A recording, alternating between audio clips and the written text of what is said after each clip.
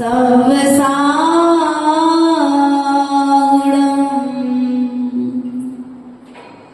वन्दितु सर्वसिद्धे द्रोमचर्मणोभवङ्गैः पते बोध्यामि समये पावड मिडमो स्वर केवली बड़िदम् गुरु से मुझको मिला है कितना, क्यों इतना सोचूं, मैंने कितना किया समर्पण, बस इतना सोचूं। सेवा और समर्पण गुरुवर बढ़ते क्रम पर हो, मेरा अंतिम मरण समाधि तेरे। बोले अनंत अनंत सिद्ध परमेष्टि भगवान की, आचार्य देवादिदेव मूलायक आदिनाथ भगवान की, शासन नायक महावीर स्वामी की, आचार्य भगवंत कुंद कुंद स्वामी की, आचार्य भगवंत विराग सागर जी, विशुद्ध सागर जी, विभव सागर जी महाराज की, द्वादशांक चिन्वाणी माता की।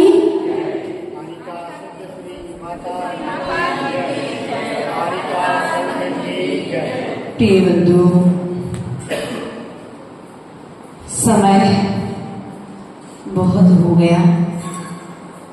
संसार की यात्रा करते करते संसार की यात्रा के समापन के लिए हम सभी आज इस समय सार की गंगा में अवगाहन कर रहे हैं। अर्थात भगवान महावीर स्वामी ने जो जल प्रदान किया है, जो भोजन प्रदान किया है, उस भोजन को जिनालय में बैठ करके स्वयं जिनेन्द्र प्रभु के चरणों में बैठ करके ग्रहण करने का पुरुषार्थ कर रहे हैं।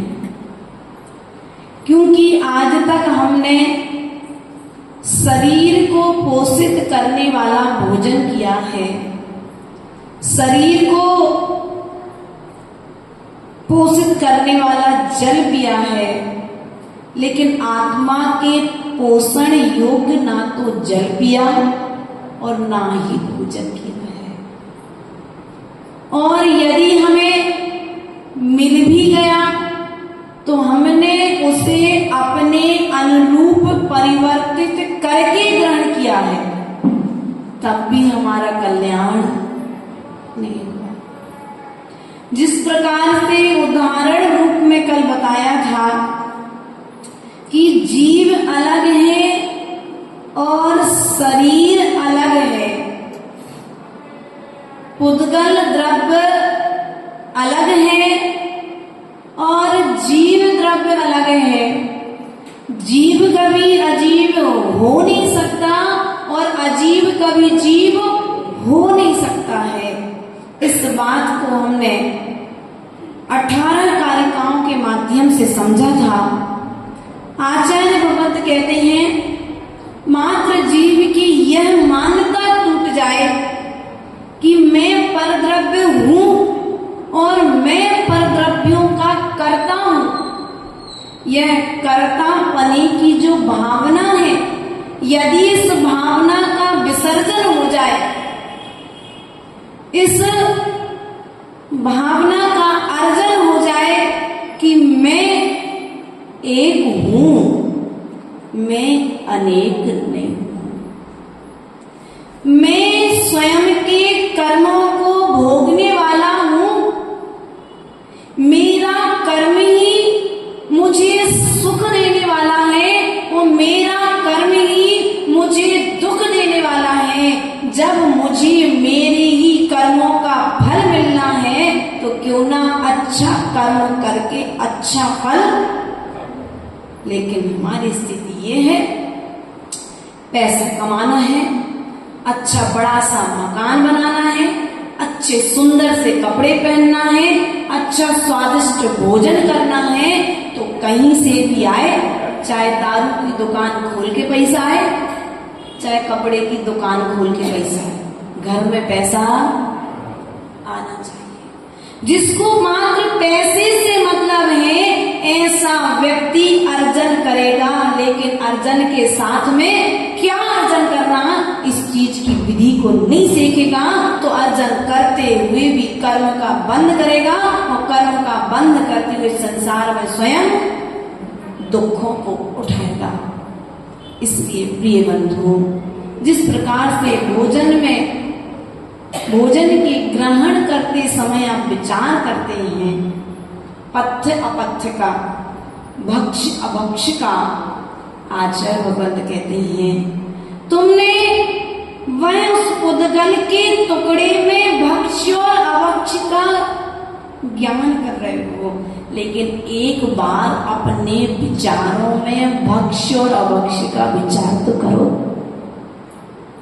कि मैं जो विचार अपनी आत्मा को देने जा रहा हूं, क्या यह विचार भक्षण करने योग्य है, ग्रहण करने योग्य है? यदि ग्रहण करने योग्य है तो ग्रहण करो, और यदि ग्रहण करने योग्य नहीं है तो उसे क्या करो? शुगर पेशेंट है हमारे प्रदीप जी, है ना, और यदि आपके सामने रश्मि रसगुल्ला रख दे तो क्या करोगे आप? डायबिटीज ऑलरेडी पहले से बढ़ी हुई है, तो आप क्या करेंगे भैया? क्या करोगे बेटा? यदि पापा नहीं हटाएंगे तो तुम पापा की थाली से रसगुल्ला हटा दोगे ना? क्यों हटाओगे? क्योंकि पापा के लिए रसगुल्ला नुकसान करेगा। उसी प्रकार से जिस प्रकार से तुम पापा के स्वास्थ्य का ध्यान रख रहे हो, उसी प्रकार से अपने विचारों को भी स्वस्थ बनाओ। किसको स्वस्थ बनाना है? आचरण को स्वस्थ बनाओ। आचरण स्वस्थ हो जाएगा यदि हमारे विचार शुद्ध रहेंगे तो। और विचार कहाँ से स्वस्थ होंगे? शरीर को स्वस्थ करने के लिए तो भोपाल में कोई भी अच्छा डॉक्टर मिल जाएगा बड़ी, लेकिन विचारों को स्वस्थ करने के लिए आचार्य भगवंत कुंद स्वामी जैसे डॉक्टर की जरूरत है। इसलिए उनके विचारों का आश्रय लो यदि तुम्हें अपने विचारों को स्वस्थ करना है। हम रवि सेन के वचनों का आश्रय नहीं लेंगे, हम आचार्य भगवान कुंद स्वामी के वचनों का आश्रय नहीं लेंगे, हम भगवान पार्श्वनाथ स्वामी की बात को नहीं मानेंगे, उनने जो कहा है उनके वचनों का आश्रय नहीं लेंगे, तो फिर तुम्हारे वचनों में कभी भक्ष्य अभक्ष्य का विवेक जागृत नहीं होगा। हमने समंत्र भद्र स्वामी का श्रावकाचार्य पढ़ा और भोजन में भक्ष्य अभक्ष्य की विधि सीख ली, लेकिन अब आचार्य भगवंत कहते हैं हम आत्मा का भोजन कराने बैठे हैं। किसका भोजन कराने बैठे हैं? हम आत्मा का भोजन करने बैठे हैं। तो आत्मा का भोजन है, तुम्हारे शुभ विचार आत्मा को स्वस्थ बनाते हैं और तुम्हारे अशुभ विचार आत्मा को अस्वस्थ बनाते हैं। अब तुम्हारे विचार कैसे हैं? तुम्हारे विचार अशुभ हैं। अशुभ अर्थात राग और द्वेष से सहित यदि विचार हैं, शशि तुम्हारे मन की बात हो गई? चतुर्मास कराना चाहते थे ना, चतुर्मास हो गया ना? माता जी खूब अच्छी हैं, देखो तो हम लोग गए, पुरुष वर्ग कितने दिन से पुरुषार्थ कर रहा था, तब भी माता जी मना कर रही थी। और महिला मंडल एक या 2 बार गया और माता जी ने 1-2 बार में पूरी बागडोर महिला मंडल को सौंप दी।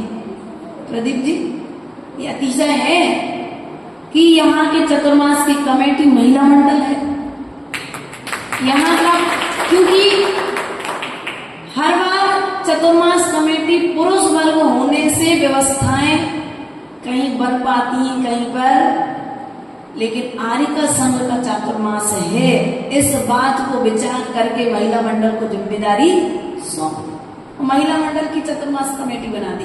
अब तुम आराम से पूरी चौके की व्यवस्थाएं, सब व्यवस्थाएं आर्य संघ की बनाते रहो। तो आपने पुरुषार्थ किया और आपको कार्य की सिद्धि, लेकिन यदि हम मना कर देते तो बोलो तो यदि मान के चलो नवनीत भैया ये पुरुषार्थ कर रहे थे और हम मना कर देते तो दुनिया में सबसे खराब चीज यदि कोई होती तो वो सिद्ध श्री माता जी होती। क्यों? क्योंकि तुम्हारे मन के अनुकूल कार्य, अब जब मन के अनुकूल कार्य नहीं हुआ तो अशुभ विचारों का जन्म हुआ। क्या हुआ? अशुभ विचारों का, पाप कर्म का तीव्र उदय आया। क्योंकि पाप कर्म का तीव्र उदय आए बिना अशुभ विचार नहीं आते। वो पाप कर्म का उदय जब तीव्र आया तो जिस सिद्ध श्री माता जी की शशि भाभी वो तारीफ कर रही थी, अब मन की नहीं हुई। देखो तो हम और इतने दिन से जा रहे थे और उन्होंने गड़ा कुटा कर लो। तुम्हारा एक उदाहरण में, अगर नहीं आना तो पहले मना कर देते। अब क्या हुआ? निंदा। बोलो तो निंदा क्यों चालू हुई? अब ये जो तुम्हारे अशुभ विचार चालू हुए हैं ये अभक्ष कर खा रहे हो। क्या कर रहे हो? अभक्ष विचारों का भक्षण कर रहे हो। और जब अभक्ष विचारों का भोजन कर रहे हो, अभक्ष विचारों को ग्रहण कर रहे हो तो तुम्हारी आत्मा अस्वस्थ होगी, अस्वस्थ होगी और संसार में दुखों को उठाएगी। इसलिए प्रिय बंधु, हमारा आपसे बार बार निवेदन है कि अपने विचारों को स्वस्थ करो, अपने विचारों को शुभ करो। देखो तो वे गज कुमार स्वामी धन्य हैं। हम तो आज भी उन्हें नमस्कार करते हैं कि उनके माथे पर मात्र सिगड़ी जलाई, इस बात को आधार बना करके कि सेठ की पुत्री से विवाह करने के लिए मना कर दिया था। क्या? जो गजकुमार मुनि हुए हैं उनके वो पुत्र थे पहले सेठ के, किसी दूसरे सेठ के, और एक दूसरे सेठ अपनी पुत्री का रिश्ता लेकर के आए। उन्होंने कहा कि मैं विवाह, जब दामाद बनाने जा रहे थे तो बहुत अच्छा था, पूरे विश्व में जितने बच्चे उन सब बच्चों में सबसे सुंदर वही पुत्र लगा था। लेकिन जब उस पुत्र ने मन की बात नहीं की तो उसी सेठ ने जो दामाद बनाने जा रहे थे उसी पिता ने उस पुत्र के सिर पर जाकर के सिगड़ी जला दी। कसाई की तीव्रता देखिए। कहां जहां राग की पुष्टि नहीं हुई तो कसाई ने आकर के अपना डेरा जमाया, और कसाई ने आकर के डेरा जमाया तो कसाई क्या करने लगी? अब शरीर को, हमें लग रहा है कि गज कुमार का शरीर जल रहा है। ध्यान रखना, ऐसा करने से गज कुमार का शरीर नहीं जल रहा है। गज कुमार तो और आत्मा में लीन हो गए, वेद विज्ञान में लीन हो गए, और जब वे वेद विज्ञान में लीन हुए तो संसार की यात्रा से पार हो गए। और हमने क्या किया? आग लगाने वाला संसार में भटक रहा है, संसार के दुखों को उठा रहा है, लेकिन तत्काल में क्या सोच रहा है कि मैंने आग लगा दी, सामने वाले को दुख पहुंचा दिया और प्रसन्न हो रहा है। लेकिन आग लगाने वाला जला नहीं है, वह तो प्रज्वलित हो गया है दीपक की तरह। केवल ज्ञान रूपी ज्ञान से प्रकाशित होकर के पर द्रव्यों को एक साथ में जानने की शक्ति जागृत हो गई उस जीव की। इसलिए प्रिय बंधु, प्रयास और पुरुषार्थ करो। भोजन के साथ साथ में अपने विचारों पर भी विचार करो, अपने आचरण पर भी विचार करो, अपने प्रत्येक क्रिया पर विचार करो। बच्चे के लिए ध्यान रखते हो माताओं? क्यों सोना भाई, जब प्रथम बार आप गर्भवती हुई थी क्या किया था? सासू माँ ने कहा था ज्यादा खटाई नहीं खाना। क्यों? ज्यादा मिर्ची नहीं खाना। क्यों?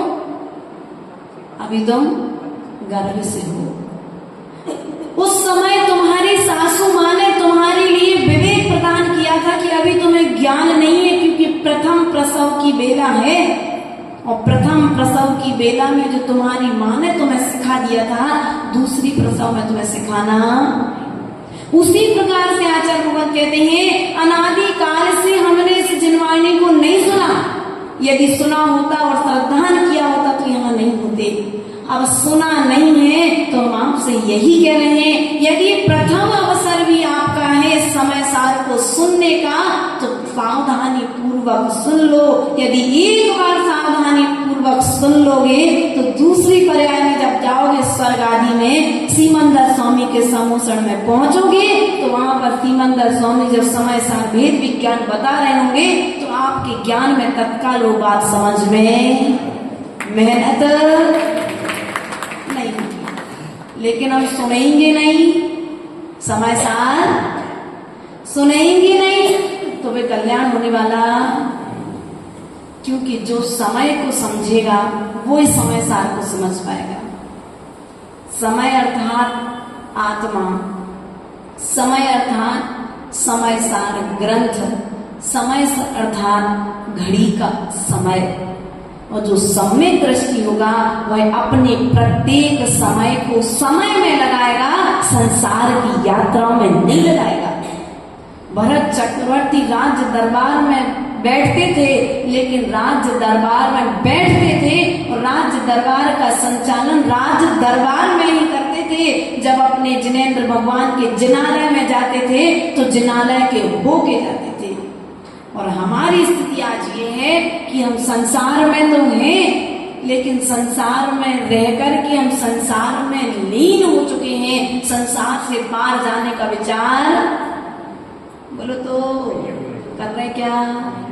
नहीं कर रहे। और जब संसार से अभी तुम्हें ज्ञान ही नहीं है, जिस व्यक्ति को बोल दिया जाए कि बेटा इससे आगे अपना मकान नहीं है तो क्या करेगा? उस पट्टी से आगे नहीं जाएगा, उस कमरे से दूसरे कमरे में नहीं जाएगा। लेकिन जिस बच्चे को ये बता दिया जाए कि बेटा ये जो पूरी बिल्डिंग दिख रही है ना, ऊपर से लेके नीचे तक पूरी जगह अपनी है, तो क्या करेगा? बोलो तो एक बार तो कम से कम हमारी इतनी सारी जगह है, तो एक बार तो हम आपसे ये कह रहे हैं कि तुमने मात्र अभी ये कर्म भूमि में तुम लोग आए हो और कर्म भूमि के अनुरूप राग द्वेष के कारण तुमने बस यही जाना कि इतनी जो तुम्हें जो क्या बोलते हैं राई के दाने बराबर जो वैभव मिला है, अब तुमने उसे ही अपना मान लिया है। तो पारस मणि के समान सिलसिला जो मिलने वाली है, अब तुमने उसे जाने नहीं तो उसे प्राप्त करने का पुरुषार्थ करोगे क्या? यहाँ पर भगवान वही चीज बताने जा रही है तुम्हारे लिए कि ये संसार तुम्हारे लिए नहीं है। संसार तो एकमात्र ठहरने की व्यवस्था है, किराए का कमरा है। क्या है ये? किराए का। किराए के घर में कितने दिन रहोगे सोनल? किराए के घर में कितने दिन रहोगे? इतनी कमाई करना है माता जी हमें कि हम अपना घर स्वयं बोलो तो बना सकें। दूसरे के घर में किराए का कमरा कब तक बदलते रहेंगे? तो हम आपकी तैयारी करा रहे हैं कि देव गति, मनुष्य गति, त्रयंच गति, नरक गति, ये जो चारों गतियां हैं ये किराए का कमरा है। इन कमरों को कब तक बदलते रहोगे? सामान को कहाँ इधर उधर पटकोगे? एक बार तुम्हारा जो स्थायी घर है वह सिद्धालय है, उसको देखने नहीं चलोगे क्या? यदि उसको देखना है तो समय सार के अनुरूप अपने विचारों को बना लो। समय सार के अनुरूप अपने विचारों को बना लो, अपने भावों को बना लो। अभक्ष का त्याग हो जाएगा। भक्ष का जब भोजन करोगे, ग्रहण करने योग्य को ग्रहण करोगे तो आत्मा स्वस्थ होगी, और आत्मा स्वस्थ होगी तो तुम्हें यात्रा करने में तकलीफ। आत्मा को स्वस्थ करने के लिए तुम्हें अपने ज्ञान को स्वस्थ करना पड़ेगा। अब ज्ञान में भैया पी लिया रोगी यदि हो जाए किसी को, तो अभी कल्याण मंदिर में कहा है आचार्य भगवंत ने कि रोग पी लिया हो जाने से सफेद रंग का जो शंख होता है वह शंख भी पीले रंग का दिखने लगता है। उसी तरह से हमारी स्थिति है। ये जो संसार में पर द्रव्य है, ये पर द्रव्य मुझे स्वभाव रूप दिखाई दे रही है। दिख रही कि नहीं दिख रही? क्योंकि अज्ञान का ये मुझे मेरे ही लग रही है। लेकिन ये मेरी अगर तुम्हारी है तो एक बार पूछ लो। जो तुमने कमाया है, सोना है, चांदी है, वस्त्र है, मकान है, जब तुम जाओगे कफन तुम्हारे साथ में रहेगा, उस कफन में तुम्हारे द्वारा कमाई। यहाँ तक तो देखो वैराग्य की स्थिति कि तुम्हारे हाथ में, पैर में, कानों में, नाक में, गले में जो भी सामग्री होती है वह सब पुद्गल सामग्री यहीं पर परिवार वाले। मोह की स्थिति देखो, तुमसे मोह नहीं था। अगर अंत समय में तुमसे मोह होता तो तुम्हारे शरीर को पकड़ते, लेकिन जैसे ही उठाने की बेला हुई तो सबसे पहले एक घर में दादाजी की समाधि हुई, और जब दादाजी की समाधि हुई तो सब कुछ तो उतार लिया, लेकिन वे दादाजी सोने की लकड़ी से दांत खोलते थे। सब मरघट पर जला करके तो आ गए। तीसरे जब वो परिवार वाले सब बैठे से बोले दादा की सीख कहाँ गई, कहाँ गया उपयोग? दादा मर गए, इस बात पर ध्यान। ये है संसार के साथियों की स्थिति। सब कुछ देखने समझने के बाद में भी हम बुद्धू बन करके बैठे कि नहीं बैठे? जानबूझ करके हम सब कुछ देख रहे और देखने के साथ साथ कर भी रहे। कर रहे कि नहीं कर रहे? भैया रमेश जी, आपके पिता का मरण हुआ था? हुआ था तो क्या हुआ था? आपसे बड़े भाई या छोटे भाई ने क्या किया था? पिता के हाथ में जो अंगूठी थी उसको, उस अंगूठी से प्रेम, आपको अंगूठी उतार लो, उसके बाद आप एक अंगूठी पे चार के बोलो तो चार के। अब क्या हुआ? ये जो विभाव परिणाम तुम कर रहे हो, अभक्ष विचारों का जो तुम भाव कर रहे हो, ये अशुभ विचार तुम्हारी गति को बिगाड़ने वाले हैं।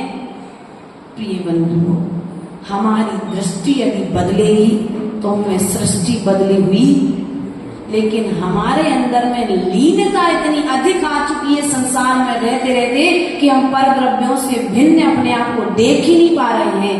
पीले रंग का चश्मा लगा करके बैठे हैं तो सफेद रंग की साड़ी वाला भी हमें पीला। हाँ, साधुओं में भी दोष देखने लगे। हाँ, अरे हमसे ज्यादा राग तो माता जी में हो, तुम्हें क्या पता?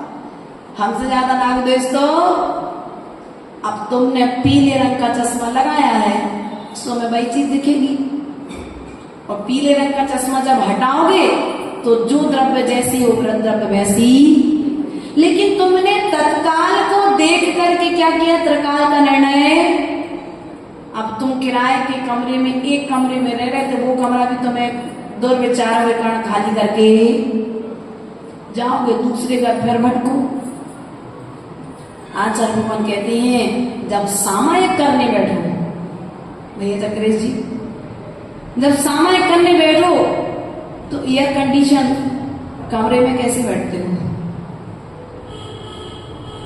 बाहर की कोई कंडीशन,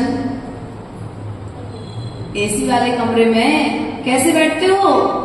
बाहर के वातावरण का प्रभाव भीतर कमरे में। उसी प्रकार से जब सामायिक करने बैठो, इतने शांत होकर के बैठ जाओ, इतने स्थिर होकर के बैठ जाओ कि बाहर का प्रभाव तुम्हारे भावों पर ना पड़े। अब माता जी, संसार में आप लोग रहते हो, आपके विचारों में उथल पुथल नहीं होती है, लेकिन जैसी उथल पुथल तुम्हारे विचारों में होती है, वैसी उथल पुथल हमारे विचारों में नहीं होती है। इसलिए प्रिय बंधु, आचार्य भगवंत कहते हैं कि पर द्रव्यों से अपेक्षा कम रखो। क्या करना है भैया रमेश जी? आप बड़ी उम्मीद लगा के बैठे हो कि हमारे 2 पुत्र हैं और अंतिम समय में हमें पानी पिलाएंगे, सेवा और नहीं करेंगे यदि पुत्र तो क्यों मिठिया? शोभा जी, बहुएं आई हैं नई नई, अब शोभा सोच रही थी कि बहुएं आएंगी, अच्छे पांव दबाएंगी, गरम गरम रोटी खिलाएंगी, तो बढ़िया बहुओं के आने के सुख हमें मिलेंगे। लेकिन हो गया उल्टा। गरम रोटी खिला के किसको खिलानी पड़ रही? शोभा को। पांव किसको दबाने पड़ रहे? शोभा को। बल्कि अब क्या हो रहा है शोभा के लिए? अब क्या हो रहा है शोभा जी? अब विचारों में क्यों शीला दादी जी? अब विचारों में विकल्प उत्पन्न हो रहे हैं। ये विकल्प उत्पत्ति का कारण क्या है? अपेक्षा। प्रदीप भैया घर में हो, रहना, सबकी सेवा करना, लेकिन बदले में तुम्हारा पुत्र तुम्हारी सेवा करेगा। यदि ऐसा भाव रखोगे तो जीवन भर रोगे। इसलिए अपेक्षा भाव, मेरा कोई साथ देगा, इसके लिए तुम पीछे मत रहना। तुम किसी से अपेक्षा नहीं रखना।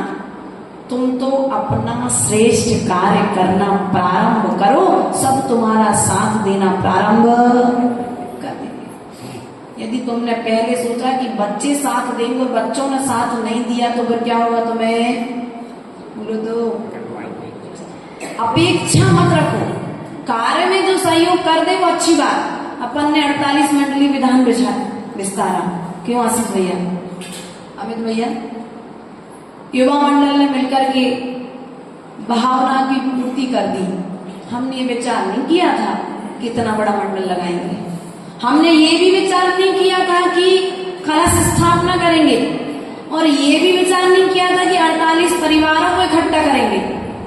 लेकिन मात्र हमारा विचार श्रेष्ठ था कि हमें विधान करना है, और जब हमने ये निर्णय पक्का कर लिया था तो सबने अपना साथ देना प्रारंभ। तुम अच्छा विचार करो, साथ देने वाले तुम्हारे साथ में हो जाएंगे। लेकिन हम पहले अपेक्षा रखें कि पहले सब हमारा साथ दे, बाद में हम कार्य करेंगे, तो ना तो किसी ने कभी किसी का ऐसा साथ दिया है, ना कभी कोई किसी का देने वाला। कार्य तुम अच्छा करना प्रारंभ करो। जब एपीजे अब्दुल कलाम जी ने अपना वो क्या बोलते हैं बनाना चालू किया था मिसाइल, तब उनका साथ देने वाला कोई नहीं था।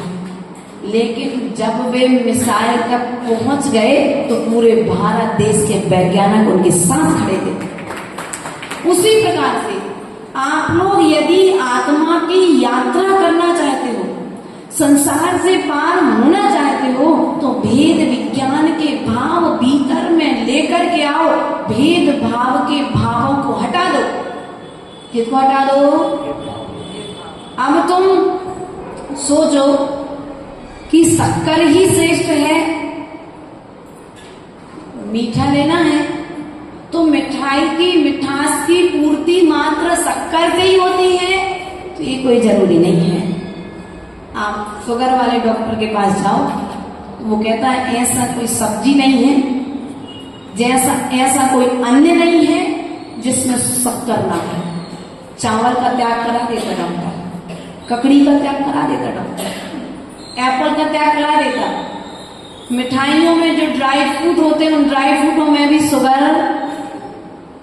अब विचार करो, जब इन छोटी छोटी चीजों में शुगर है, तो शक्कर अगर नहीं भी मिले तो हम क्या करते हैं? कभी माताओं, शशि उपयोग स्थिर रखो, कहाँ जा रही तुम बाहर? अगर मान के चलो मिठाई का त्याग है, तो क्या करते हो? सुबह चतुर है, चोर है, किसमिस पीस ले, देखो खारा कर लेंगी, है ना, लड्डू बना करके।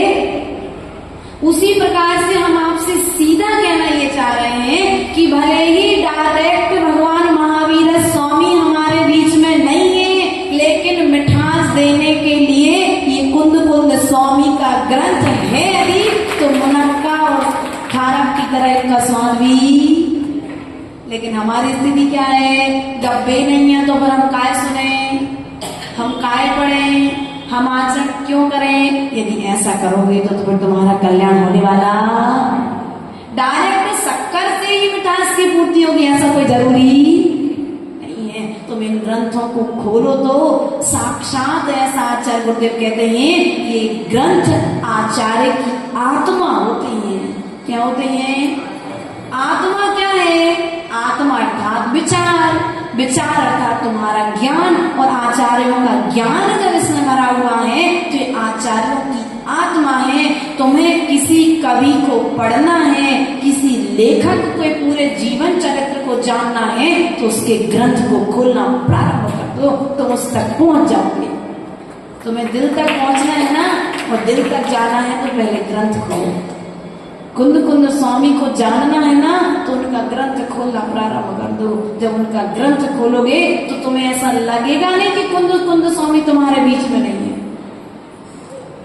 पिता की फोटो के सामने जाकर के जब पुत्र अपनी बात कहता है तो उसे ऐसा लगता है कि मैंने अपनी बात पिता से। अब फोटो के सामने जाने से पिता को पुत्र की अनुभूति हो रही है। उसी प्रकार से जब इन ग्रंथों के सामने आकर के बैठोगे, इन ग्रंथों को आकर के सुनोगे, तुम्हें साक्षात तीर्थंकर भगवान की अनुभूति होगी। मात्र अनुभूति करने के लिए बैठो तो उतनी श्रद्धा के साथ बैठो। किसके साथ बैठना है? श्रद्धा के।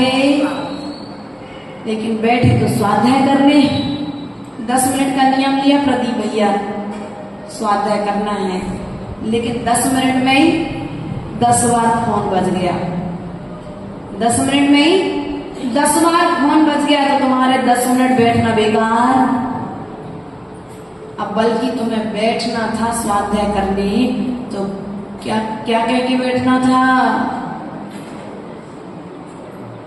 मन शुद्धि, वचन शुद्धि और काय शुद्धि में सभी तरह के राग द्वेष संबंधित सभी कार्यों का त्याग करके स्व अर्थात अपनी आत्मा की यात्रा को प्रारंभ स्वाध्याय करता हूँ। लेकिन हम ऐसा विचार करके बैठे क्या रमेश दादाजी? नहीं बैठे। जब ऐसा विचार करके नहीं बैठे हो तो तुमने अभी यही विचार नहीं किया कि भोजन में तो विचार किया, लेकिन विचारों में भक्ष्य भक्ष्य का विचार नहीं किया है, तो फिर तुम्हारी आत्मा सिद्ध कैसे होगी? तुम्हारी आत्मा संसार से पार कैसे होगी? अब गाड़ी में बैठो लेकिन चाबी नहीं लगाएंगे भैया। गाड़ी में तो बैठ गए लेकिन चाबी नहीं लगाएंगे तो गाड़ी आगे बढ़ेगी क्या? या फिर गाड़ी में बैठ जाओ, डीजल नहीं हो तो गाड़ी आगे। उसी प्रकार से मनुष्य पर्याय में तो आ चुकी हैं, लेकिन मनुष्य पर्याय में आने के पश्चात में जिन भावों से मोक्ष का द्वार खुलता है, उन भावों की चाबी जब हमने लगाई नहीं है तो ताला कैसे खुलेगा? ताला खुला है ना तो चाबी। सिद्धालय जाना है ना, तो जिन भावों से सिद्धालय जाते हैं, जिन भावों से संसार छूटता है, उन भावों को आज करना प्रारंभ। संसार का कारण तुम्हारा भाव है और सिद्धालय का कारण तुम्हारा भाव है। यदि तुम भाव अच्छे बनाते हो तो सिद्धालय, और भाव बुरे बनाते हो तो संसार। अब तुम्हें कहाँ रहना है? निर्णय तुम्हारे हाथ में है। निर्णय तुम्हें स्वयं करना है। एक बच्चे से कह दिया जाए कि बेटा थोड़ा सा आगे जाना, और आगे जाना थोड़ी सी लेफ्ट साइड में हीरे का ढेर है और राइट साइड में कांच का ढेर है, वो बच्चा क्या करेगा? बेटा क्या करोगे यदि तुम जाओगे तो? पापा जी ने बता दिया कि लेफ्ट साइड में हीरा है और राइट साइड में कांच के टुकड़े हैं, तो क्या करोगे तुम उस समय? हीरे के ढेर को देखोगे, हीरो को उठा करके। लेकिन हमारी स्थिति क्या है? हम हीरे की दुकान पर आकर के तो बैठ गए, लेकिन कांच के टुकड़े खरीद रहे। हीरे की दुकान पर आने के पश्चात में राग द्वेष के जो परिणाम कर रहे हैं, वे राग द्वेष के परिणाम कांच के टुकड़े के समान हैं। और जो वैराग के भाव कर रहे हो, सम्यक दर्शन ज्ञान चारित्र के अनुरूप जो परिणाम कर रहे हो वे हीरे के तुल्य हैं, वे सोने चांदी से भी ज्यादा कीमती परिणाम है। ऐसे भावों के यदि करोगे तो निश्चित ही तुम संसार से पार हो जाओगे। संसार से पार होना है तो अपने भावों को हमें संभालना। यदि भाव नहीं संभले तो भाव भी। भोजन में भक्ष्य भक्ष्य के ज्ञान से तुम्हारी व्यवहार स्थिति तो समझ जाएगी, लेकिन यदि विचारों में भक्ष्य भक्ष्य का ज्ञान नहीं किया तो निश्चय की यात्रा प्रारंभ। निश्चय की यात्रा विचारों से प्रारंभ होती है, विचारों की शुद्धता से प्रारंभ होती है। और विचार शुद्ध नहीं तो तुम्हारा स्थिति भी पर्याय भी शुद्ध मिलने वाली नहीं है। इसलिए प्रयास और पुरुषार्थ करो। आज 19वीं कार्य लेनी थी लेकिन नहीं ले पाए, कोई बात नहीं, अपन कल पुनः लेंगे। आज का टॉपिक मात्र इतना ही था हमारा आपसे कहना कि भोजन में भक्ष्य भक्ष्य का विवेक, उसी तरह से अपने विचारों में भी भक्ष्य भक्ष्य का विवेक रखोगे तो तुम्हारा निश्चित ही कल्याण होगा। इन्हीं भावनाओं के साथ बोले आचार्य भगवंत कुंद कुंद स्वामी की, आचार्य भगवंत विराट सागर जी महाराज की, आचार्य गुरुवर ईश्वर विभव सागर जी महाराज की।